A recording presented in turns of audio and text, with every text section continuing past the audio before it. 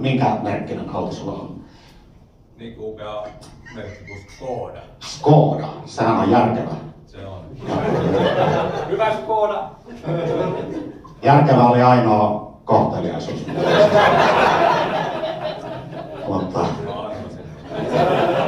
ei hätää, tää tarina saattaa kääntyä mua vastaankin. Mulla on BMW itselläni, että vähän silleen parempi ihminen, mutta toisaalta mä en teekään pahvilaatikoita työssä. Ei muuta vilkuta.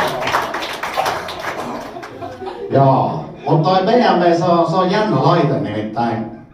Mä testasin sen parkkiavustinta niin City Marketin parkkipaikalla. Niin parkkeeras mut suoraan oven eteen. Infopaikka. Poikittain. Vähän siinä jännitti, että vienkö mä tästä paikan nyt joltain Skoda-kuljettajalta. Onneksi hän on täällä ryyppäämässä. Joo. Ainoa huono puoli, mitä mä oon huomannut siinä Bemarissa, niin on vähän ahtaat takapenkit noin niinku intiimiä kanssakäymistä silmällä pitäen. Mutta toisaalta siinä on tummennetut takalasit, että saapahan runkata rauhassa.